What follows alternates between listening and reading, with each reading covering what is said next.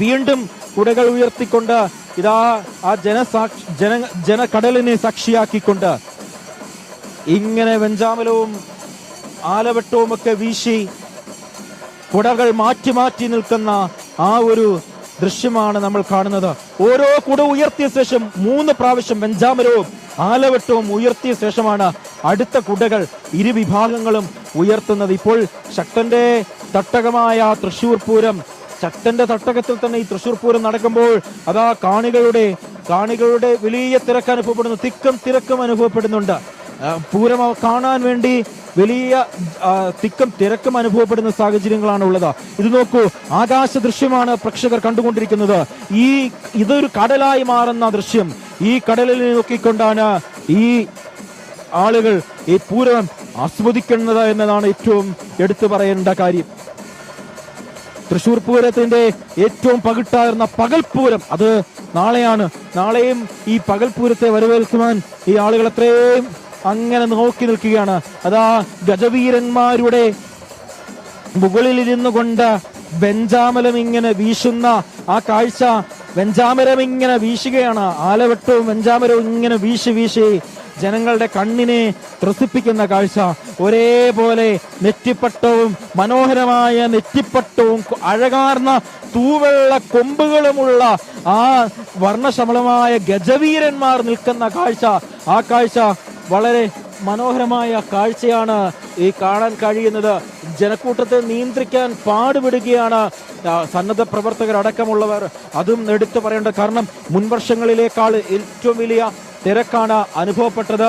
ആ വലിയ തിരക്കും ഇവിടെ ഇത്തവണയും ഉണ്ട് എന്നുള്ളതാണ് ഏറ്റവും എടുത്തു പറയേണ്ടത്. പൂരങ്ങളുടെ പൂരമാണ് തൃശൂർ പൂരം. തൃശൂർക്കാരനെ സംബന്ധിച്ച് അത് വലിയ ആവേശം നിറഞ്ഞതാണ്. മേടമാസത്തിലെ പൂരം നക്ഷത്രത്തിൽ ഈ തൃശൂർ പൂരം ആഘോഷിക്കുമ്പോൾ കൃത്യമായി അതിനെ വ്യാഖ്യാനിക്കുകയാണെങ്കിൽ മേടമാസത്തിൽ അർദ്ധരാത്രിക്ക് ഉത്രം നക്ഷത്രം വരുന്നതിന്റെ തലേന്നാണ് പൂരം ആഘോഷിക്കുന്നത്. കൊച്ചി രാജാവായിരുന്ന ശക്തൻ തമ്പുരാന്റെ തുടക്കത്തിൽ ശക്തൻ തമ്പുരാൻ തുടങ്ങി വെച്ച പൂരം ഇന്ന് 200 വർഷത്തെ ചരിത്രമാണുള്ളത്.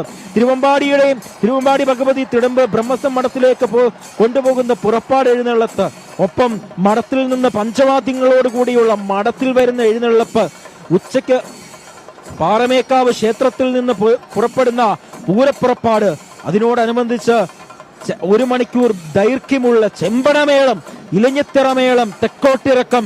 ആ തെക്കോട്ടിറക്കത്തിന്റെ ദൃശ്യങ്ങൾ നമ്മൾ കണ്ടു കഴിഞ്ഞു. പാറമേക്കാവ് തിരുവമ്പാടി ഭഗവതിമാരുടെ പരസ്പരമുള്ള കൂടിക്കാഴ്ച ഇതാണ് ഇപ്പോൾ കാണാൻ പോകുന്നത്. പാറമേക്കാവിന്റെയും തിരുവമ്പാടിയുടെയും ഈ ഭഗവതിമാർ തമ്മിലുള്ള കൂടിക്കാഴ്ച, ആ കൂടിക്കാഴ്ച ലോകമേ നമ്മൾ അല്പസമയത്തിനകം തന്നെ കാണും. ആ കൂടിക്കാഴ്ച വളരെ മനോഹരമായ കൂടിക്കാഴ്ച. വെടിക്കെട്ട് അടക്കമുള്ള ആ കാഴ്ചകൾക്കാണ് ലോകത്തിന്റെ നാനാഭാഗങ്ങളിൽ നിന്നും നിരവധി പേരാണ് ഉള്ളത്. ഈ 8 ചെറിയ പൂരങ്ങൾ അടങ്ങുന്നതാണ് തൃശൂർ പൂരം. അതിൽ മുഖ്യ പങ്കാളിത്തം വഹിക്കുന്നത് തിരുവമ്പാടി പാറമേക്കാവ് ദേവസ്വങ്ങൾ. അവർക്ക് മാത്രമായി ചില അവകാശങ്ങളുമുണ്ട്. മറ്റ് 8 ദേശങ്ങൾക്ക് ഉള്ള അവകാശങ്ങൾക്ക് പുറമെ മറ്റു ചില അവകാശങ്ങൾ കൂടി ഇവർക്കുണ്ട്. ഇതാ ഈ കാണുന്ന കാഴ്ച നോക്കൂ. തിരുവമ്പാടിയും പാറമേക്കാവും മുഖാമുഖം നിൽക്കാൻ പോകുന്ന കാഴ്ച. അല്പസമയത്തിനകം തന്നെ തിരുവമ്പാടിയും പാറമേക്കാവും ഭഗവതിമാർ തമ്മിൽ മുഖാമുഖം നോക്കി നിൽക്കും. അത് വർഷത്തിൽ ഒരിക്കൽ മാത്രം കാണാൻ കഴിയുന്ന കാഴ്ച. ഈ കാഴ്ച കാണാൻ വേണ്ടിയാണ് ലോകത്തിന്റെ നാനാഭാഗങ്ങളിൽ നിന്നുള്ള നിരവധി പേർ ഇവിടെ എത്തുന്നത്. അത് അല്പസമയത്തിനകം തന്നെ കാണും. മരത്തിന്റെ മുകളിൽ പോലും കയറി ഇരുന്ന് ഇവിടെ കിടക്കുന്ന